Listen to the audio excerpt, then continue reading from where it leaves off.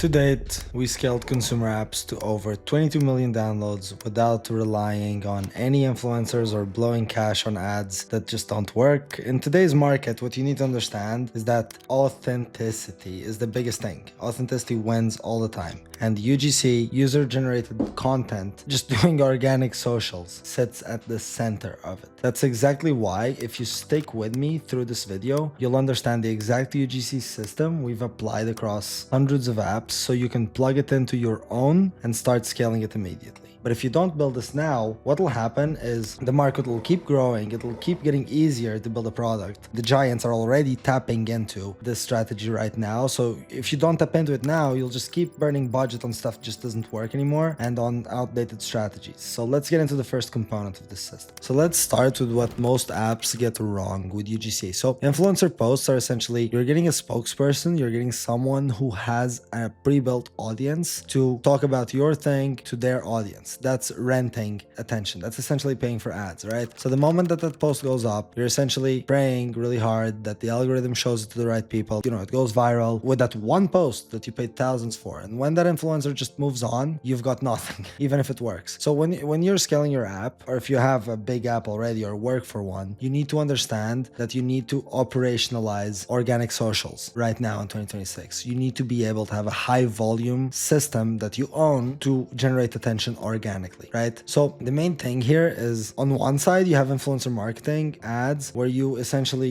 spend money either for someone to speak about you to their audience, which, if they do a lot of brand deals, no one's going to care about, and you're going to pay thousands for one post. So you get no data you can learn from, and you really need to hope that you got the right person and that it works. Or on the other side with ads are great, and ads are the way you properly scale to, 8 figures, 9 figures. The problem is, for you to have consistent ad winners, the best way to do that in 2026 is to have a system that allows you to flag winners organically first. That means posting content organically, seeing the ones that go viral, that pop off, perform above average, and use those as ads, right? So how do you do that? You don't do that with influencer marketing. You don't do that with creating a bunch of videos you don't know if they'll work and putting ad budget behind them without posting them first. You do that through having, again, an organic socials system. That's UGC organic, however you want to call it. You do that by having a lot of different creators posting high volume, right? So posting 3 times, 2 times a day, each of them. So if you have 10 creators, you'd get 20 videos posted per day per social media platform. Compare that to one influencer post you'd pay thousands for, right? So that's what you need to shift to. You don't need lottery tickets, viral lottery tickets. You need something that's predictable, and you need predictable content output as well so that your growth compounds. So that's exactly what this UGC unlocks by,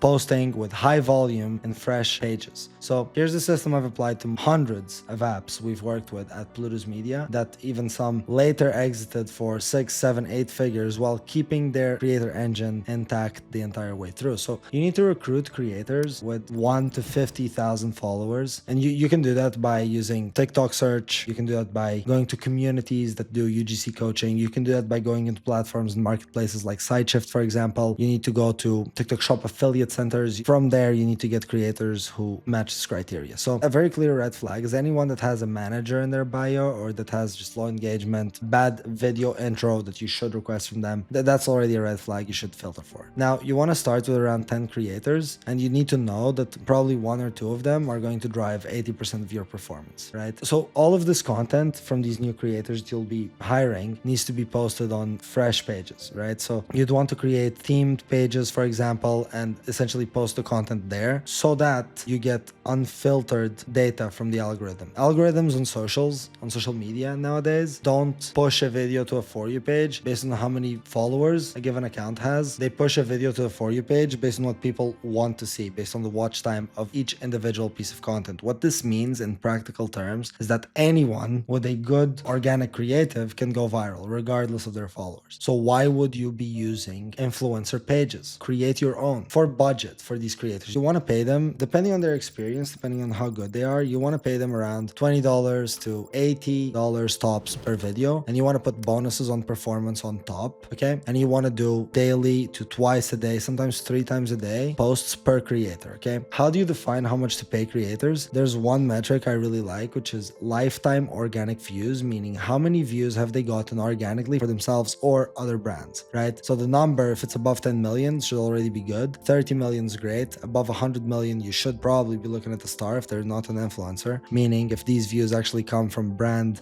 deals they've done in the past, that's great. And you want to have feedback loops with these creators so that when they create posts, you can look through, you know, where the watch time drop-offs are and you can solve for that, right? So building the team is the start. It's very hard, but it's definitely worth it. But what's more important is what they actually say in their content. So when a video underperforms, you need to have a clear framework that allows you to pinpoint exactly what went wrong, whether it was the hook, the story structure, the CTA, the angle. And most people, when they look at this, they have no idea why their videos underperform, even though TikTok, Instagram Reels, all these platforms give you all the analytics you need to know where your watch time drop-offs are. You just need to go on the back end of each video or of each account and look at it and just fix for that, so you can tell creators what to do instead of just telling them, hey, try something different. That's unclear, and that's why most of these campaigns fail, okay? So you need to be super strict with how you look at data, and volume is only valuable if you have a good feedback loop. So when it comes to driving downloads, psychology, fundamentals, marketing fundamentals beat creativity and novel ideas every time, right? I'll just share a story. Early on, around 3 years ago, when we started this agency, Plutus Media, when clients started, we used to let them give us the ideas that they had for content. And what we would see most of the time is that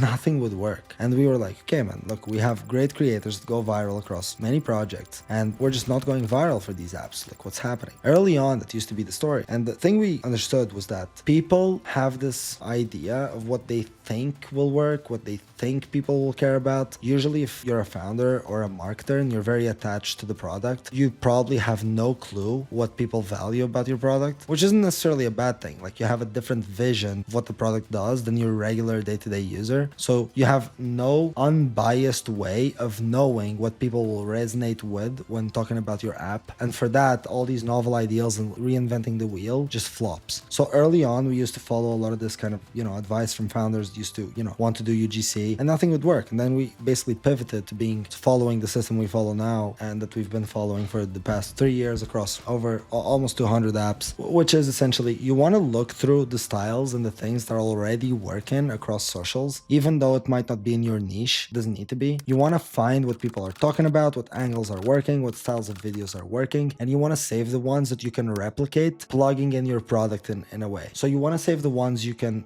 envision a way to plug in your product with the same style of video, with the same type of angle. You want to save those, and you want to recreate those, plugging in your product, changing the story slightly to make sense for your niche, right? That's what you want to do. So if your creators aren't using a proven framework, or if you hire creators and they just don't follow any framework, you're not building any growth engine, you're not building any enterprise value, you're really just making a lot of content, you're throwing a lot of spaghetti at the wall and seeing what sticks. And that's just not good, right? So what you want to do, again, you want to be able to use the data you get from the platforms to improve. That's what a feedback loop is. Again, volume is only valuable if you have a feedback loop. The way volume becomes valuable is by using it to make the changes to correct the things that made your video flop in the first place. Make sense? So the way to use frameworks is to pinpoint exactly what parts of videos fail instead of just guessing. So these force creators to actually focus on conversion psychology, on marketing fundamentals, and not just,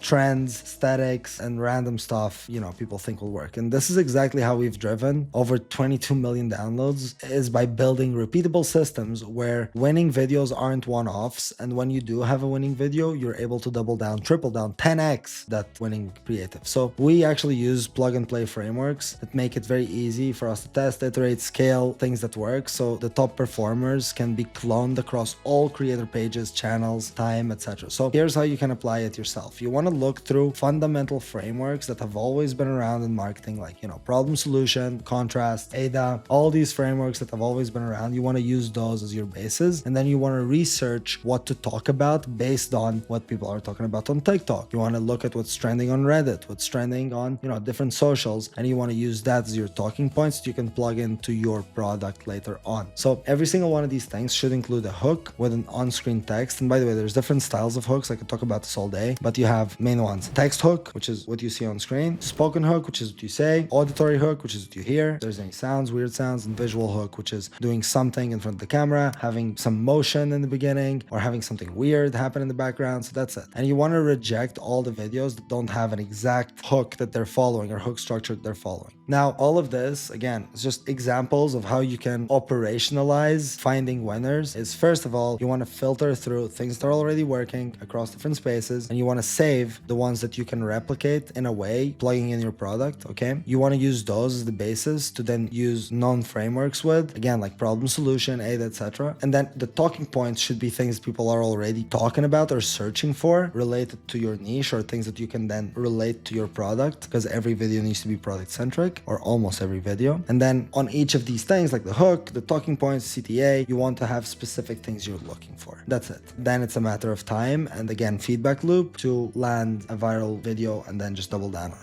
So we've actually applied systems like this to every consumer app we've worked with. We've worked with the biggest apps in the world. We've literally made some apps the most famous in the world for periods. And honestly, we've taken apps to, from almost zero to exits, hundreds of thousands of downloads per day, and helped, some of the biggest apps in the world improve a lot of what their performance looks like, both on paid and organic socials. So we don't just create content. We want to build custom, scalable UGC systems that are budget efficient and that help with the ad spend and all the other efforts from our clients. And if you're ready to see what this could look like for you and build an actual system that you can then transition to your in-house team, or just scale with us, go ahead and click the link in the description. You can book a call with our team and see what's possible. But for now, let's move on to the next step, because even the best framework means nothing if you're operating, again, blind on the data side of things. So in order to scale and improve every single video, you need to be 100% sure of what your data is saying and why it worked. So every single video we upload isn't being greenlit based on gut feeling. So every decision we take, this is what you should do, is backed by data, is backed by numbers. We've actually spent almost a year developing a custom dashboard with analysis so that we can look at our numbers and make sure that we're looking at the right thing. That's how much we value data. So we're able to perform consistently. So there are many different metrics you can check, and most people just never even review videos. So you'll be ahead of most by just doing this. So you want to look at watch rate or retention, however you want to call it. You want to look at engagement rate. You want to look at shares. These are some of the biggest things. And you want to be, obviously, when I say engagement, also comments are very big. You want to look at these. Some of them, or most of them, are a consequence of just your watch time being high. Watch time is by far the biggest thing, or retention. Okay. So look at that first, and then look at engagement rates and shares, for example. The thing is, just as a final note, you can't optimize what you don't understand. So without digging deep on what's working, what's not, why, you're just blindly putting out videos that you have no idea whether they'll work or not. And worst, even after you know that they didn't work or that they did work, you have no way of acting on it. So if you're not making data-backed decisions, you can potentially just be wasting hundreds of thousands of dollars on creators that just aren't driving results. So even if you do track metrics, this last thing, it means nothing unless you know what to look for and exactly how to fix underperforming content when it does happen. So you want to track creators. You want to manage creators on a daily. You want to see that they're posting consistently. You want to manage what they're changing in their next few posts or in their next videos. You want to see their retention curves on each post, and you want to be tracking roughly how much, your impression to install ratio is. You want to be targeting anywhere between 0.2 to 0.8% impression to install. That means for every million views, you should be getting around 2,000 to 8,000 installs, sometimes more, depending on the style of video you're doing. You want to identify failure patterns. What this means is if you're getting like 500 views per post and you're worried about your CTA, that's wrong. If you're getting 500 views per post, the only thing you need to fix is your hook. Once that's fixed and you get to 2,000, 5,000, then start fixing the story. And that's how you work your way through. And you don't need to even come back to this video and hear me say it. If you just look at your retention curve on each of these social media platforms, it will tell you directly. where people are dropping off the most. And that's the only thing you need to fix for. And if you just keep fixing that and then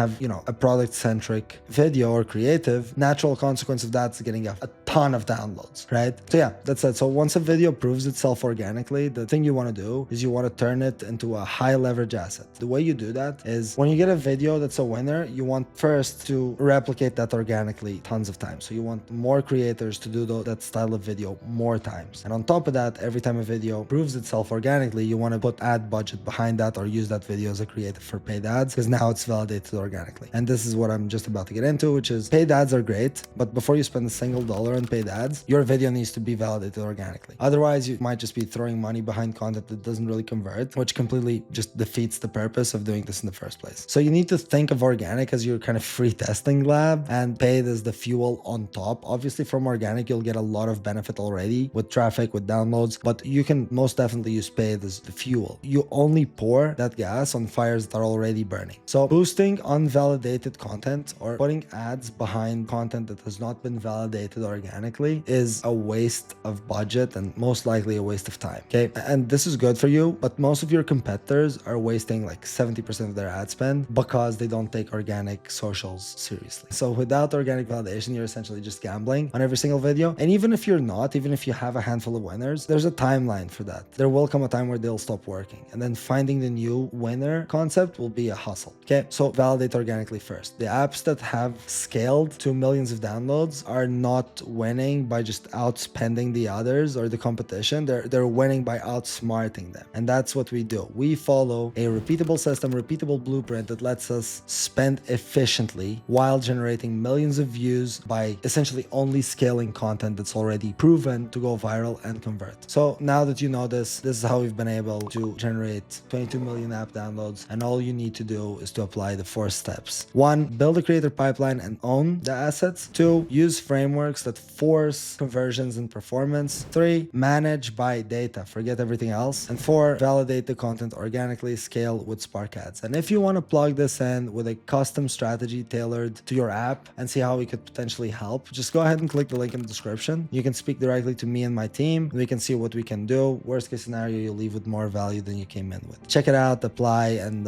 yeah, let's try and build that growth engine for you. Thank you for watching.